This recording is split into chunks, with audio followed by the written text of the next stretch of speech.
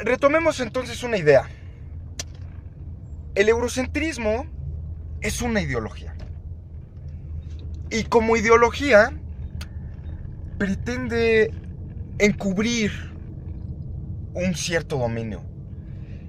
Digamos, la ideología parece funcionar como una explicación de la realidad, pero que para poder dar una explicación en términos teóricos de la realidad, tiene que deformar algo.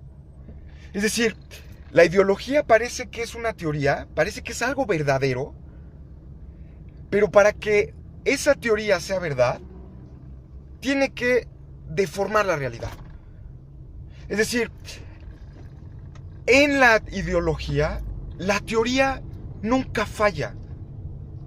Son los hechos los que fallan, es la realidad la que se equivoca, no la teoría.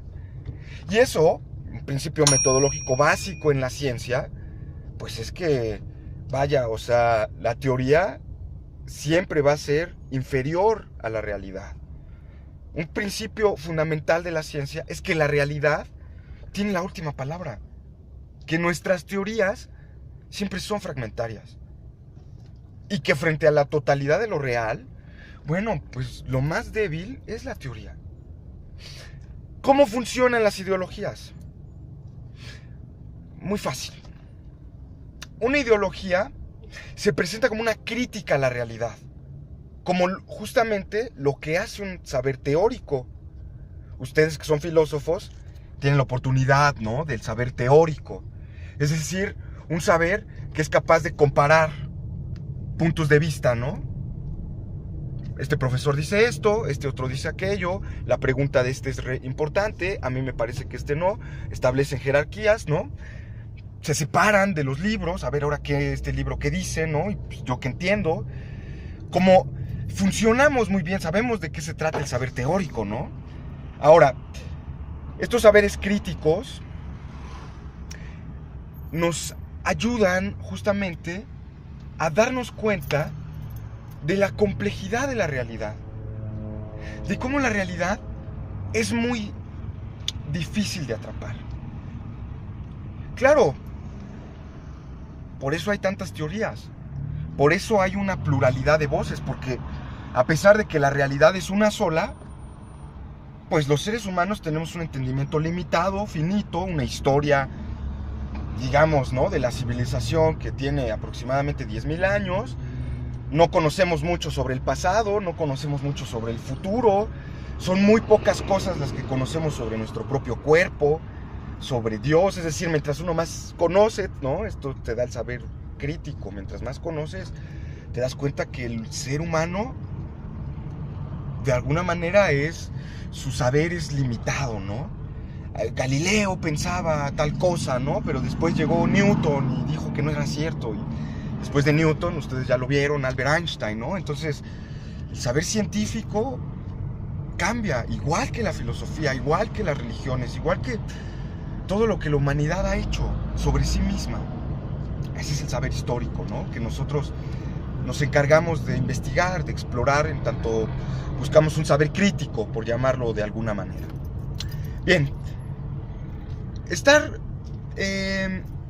digamos, familiarizado con el saber crítico nos da por esto, digamos, una especie de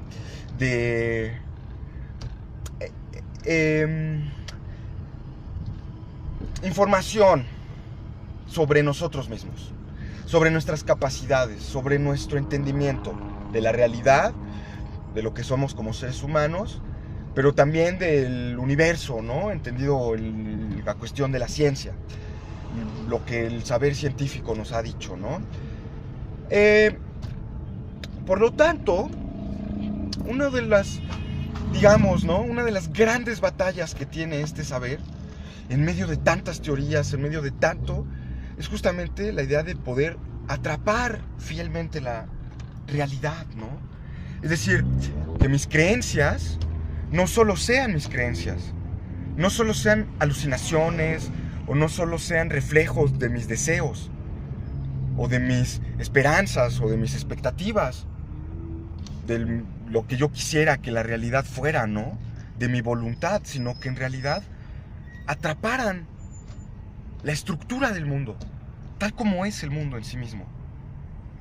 Que pudieran darme una información confiable sobre cómo es la realidad, sobre cómo desarrollarme. Y bueno, el valor fundamental de toda teoría que tiende a ser darnos alguna información sobre la realidad, pues es la verdad, ¿no?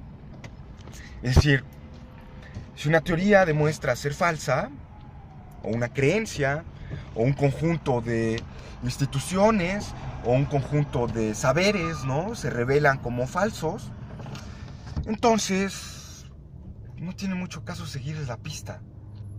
Son huellas falsas. Puede que nos estén dando información equivocada.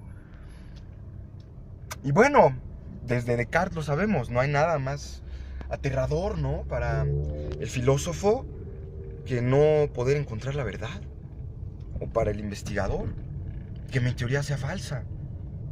En cambio, si la teoría es verdadera, ya no, tiene un peso diferente.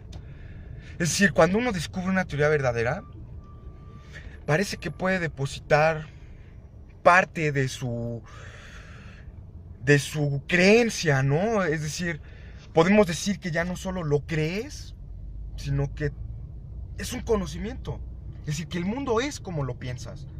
Que la ecuación metafísica entre pensamiento y realidad es una ecuación de igualdad.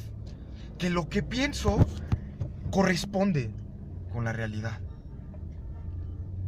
Bueno, pues eso, hasta hay un cuentito, ¿no?, de Platón en el que, no, pues el filósofo que sale de la caverna y ve que el mundo es falso y de pronto ve la realidad, ¿no? La realidad real, el mundo verdadero, el mundo de las ideas. Por eso el filósofo es el que tiene que mandar, ¿no? Porque es el que sabe. Porque conoce la realidad. Aristóteles lo dice en el libro 1 de la Metafísica. ¿Cómo reconocemos que alguien es sabio? Porque sabe mandar. Porque el que sabe dirige bien las obras. Porque conoce los principios, ¿se acuerdan? Tengo que repetir la clase de epistemología. Ustedes saben epistemología. Entonces, vean el problema. Si en medio del saber teórico hay cosas en las que algunos afirman tener la verdad, híjole, se corre un gran riesgo. La verdad puede ser utilizada para dominar a las personas. Porque el que tiene conocimiento tiene autoridad. Por eso funciona bien el rollo maestro-estudiante, padre-hijo, sacerdote, seminarista. Porque ellos son los que saben. Y como saben, tienen una autoridad. Pueden mandar sobre nosotros. Y a veces el conocimiento, y particularmente la filosofía, se convierte en un instrumento al servicio del dominio. A ese instrumento se le llama ideología. Entre el saber crítico, entre el saber teórico y la ideología, hay una línea muy delgada. Es muy difícil saber cuándo estamos frente a una ideología y cuándo estamos frente a un saber teórico en realidad. Y cuando hablo de saber teórico, obviamente me refiero a este tipo de saber cuyas comprobaciones dependen exclusivamente de conceptos, de teorías, de libros, de razonamientos. No son cosas que se puedan comprobar empíricamente. Porque la ideología explica perfectamente la realidad empírica. La ideología como el machismo, la ideología como el eurocentrismo, explican en realidad por qué Europa es Europa y por qué Estados Unidos son lo que son. Y por qué nosotros no tenemos una cultura. ¿Por qué lo explican? Bueno, porque a lo mejor ellos pues han dado valores universales, ¿no? Como el capitalismo, como la religión, como la organización de los estados, como la racionalidad moderna, ¿no? Que es lo que anhelan nuestros pueblos en algunas ocasiones.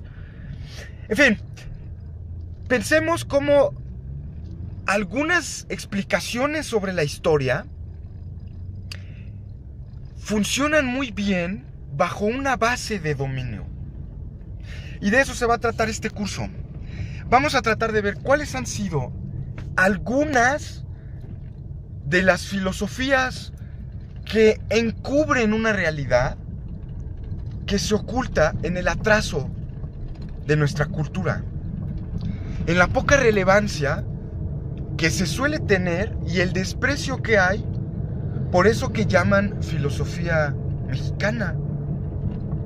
Yo creo que ustedes saben eso, ¿no? Le preguntan a cualquier filósofo mexicano, ¿no? Oye, ¿y si realmente hay filósofos en México? Y uno dice, bueno, sí, Ricardo Rivas, ¿no?